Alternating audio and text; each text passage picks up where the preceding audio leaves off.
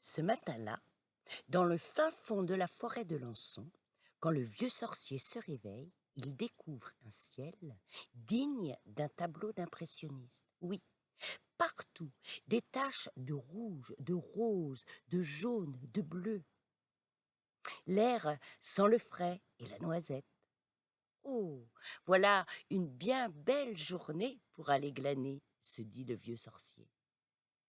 Après avoir avalé son bol de ricoré, il met ses chaussettes et ses bottes et il enfile son long manteau. Près de la porte, il attrape ses 2 paniers en osier et le voilà dehors. La forêt s'est parée de ses plus beaux habits pour le bal de l'automne. Partout, les feuilles sont chamarrées de rouge et d'or, et au pied du sorcier, une chorale de feuilles qui crissent sous ses pas. Les oiseaux sifflent à plein poumon. Oui, une bien belle journée pour s'en aller glaner. Le vieux sorcier s'avance serein et confiant parce qu'il sait où il doit aller. Depuis des années déjà, il va dans le champ du Pierre et dans le champ du François. Ces 2 gars du pays, eux, ils cueillent les fruits sur les arbres. Et tout ce qui est tombé, eh bien, ils le laissent à ceux qui veulent bien se baisser pour les ramasser, ou alors au renard ou à la belette. Dans le champ du Pierre, ce sont les pommes. Dans le champ du François, ce sont les poires. À l'entrée du champ du Pierre, il y a un tas de bois. Oui, le Pierre, il laisse toujours un vieux tas de bois parce que ça permet aux champignons de pousser, de grandir, de s'épanouir. Et justement, là, il y a une tache de coulmel. C'est bon les coulmels dans l'omelette. Alors le vieux sorcier se baisse en sortant son opinel de sa poche et il taille délicatement les pieds des coulmels et les glisse dans son panier. Il se relève, regarde les pommiers. Que vais-je prendre? Les bicolores ou bien les boscopes? Oh, je crois que je vais prendre les deux.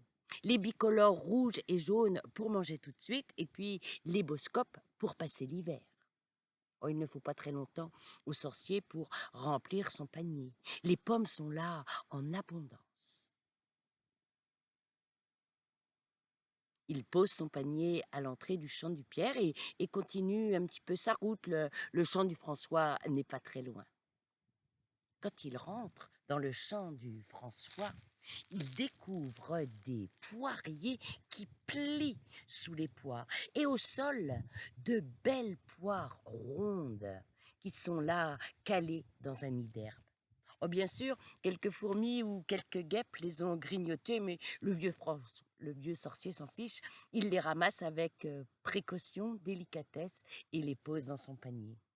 Les poires, il faut les manger en premier. Ce sont des fruits fragiles. Une bonne marmelade pour les tartines de pain, ça va être bon au plein cœur de l'hiver. Là non plus, le vieux sorcier n'a pas besoin de beaucoup de temps pour remplir son panier. Le panier de poires plein, pendu à son bras, il remonte le chemin. Il attrape le panier de pommes plein et le pend à son autre bras. Et il avance en direction de la forêt. Au croisement, le vieux sorcier hésite. Tout de suite vers le fin fond de la forêt de Lançon ou bien un petit détour par la clairière? Oh oui, je vais aller me reposer un petit peu là-bas et puis me restaurer. Ça me fera le plus grand bien. Et tout en sifflant, accompagné par les oiseaux, le vieux sorcier se dirige vers la clairière des chênes. Il s'installe au milieu de la clairière, laissant le soleil chauffer ses vieux os. Ses paniers à côté de lui. Il tire son couteau de sa poche, attrape une pomme, la coupe en quartier et la déguste avec bonheur. Et puis, il attrape une poire et croque à pleines dents dedans. Du jus dégouline tout le long de sa bouche. C'est fameux tout ça. Bon, il me reste plus qu'à piquer un petit roupillon. Le vieux sorcier étend ses jambes, referme son manteau sur lui et cale sa tête. Il n'est pas installé depuis 2 minutes qu'il entend un chant. Un chant pas ordinaire, non? Ah non, pas ordinaire du tout. Non, ce ne sont pas les oiseaux là qui chantent. Non, non, ce n'est pas un homme, et c'est encore moins une femme. C'est un chant bizarre, avec des paroles que les oreilles du vieux sorcier ne comprennent pas. Le vieux sorcier se redresse, regarde à droite, à gauche. Personne. Qu'est-ce que ça peut être que ça? Le vieux sorcier regarde encore à droite, à gauche, mais personne. Alors il tente de se réinstaller, mais sa tête n'a pas touché l'herbe, que le chant est plus fort, plus violent. Alors furieux, le vieux sorcier se lève et regarde encore à droite, à gauche, mais personne. Alors il fait le tour des arbres et il pose sa main sur le tronc d'un arbre et il sent des vibrations. Il a compris, c'est cet arbre-là qui chante. J'avais oublié que j'étais dans la clairière du chêne qui chante. Bon, heureusement que j'ai pas oublié la formule pour le faire taire. Le vieux sorcier se recule. Il sort de la poche de son manteau une longue corde qu'il lance dans les airs. Et pendant que la corde s'élève, tourne, s'enlace autour de l'arbre, il prononce quelques mots magiques. Kodogo, redegue, degue.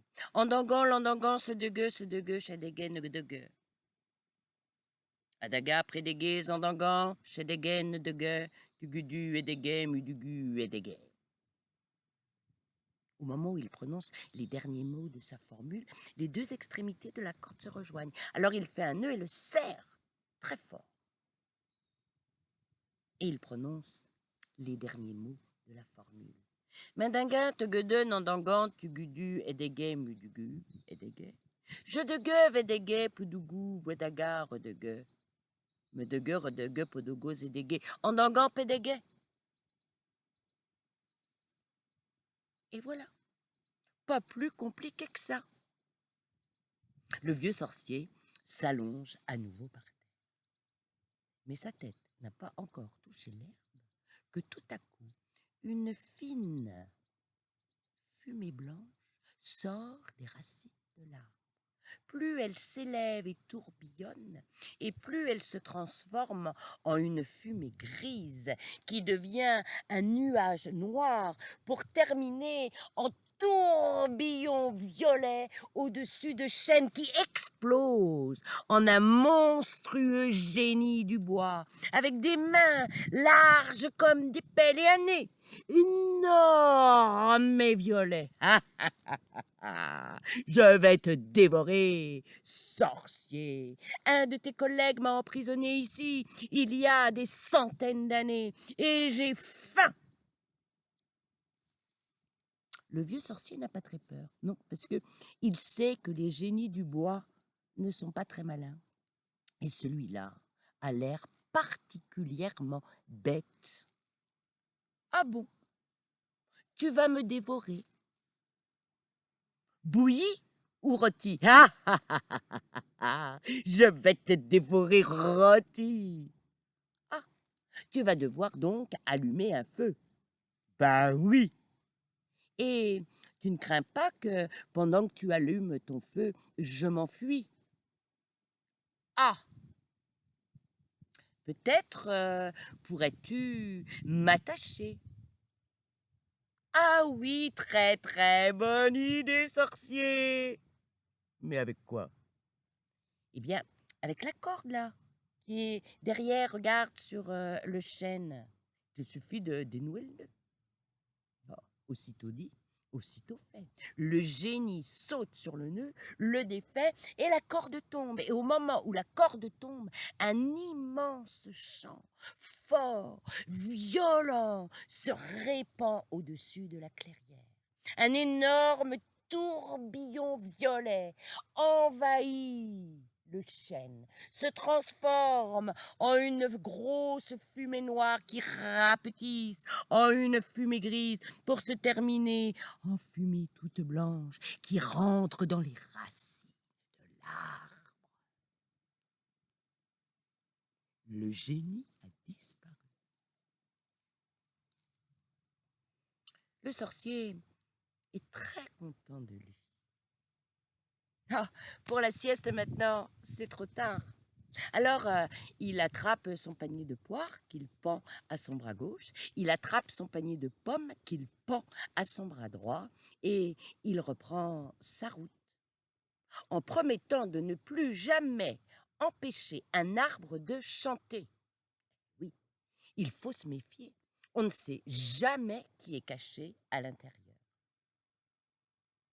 En sifflotant, accompagné par les oiseaux, il s'en retourne là-bas, vers sa maison, au fin fond de la forêt de l'Anson.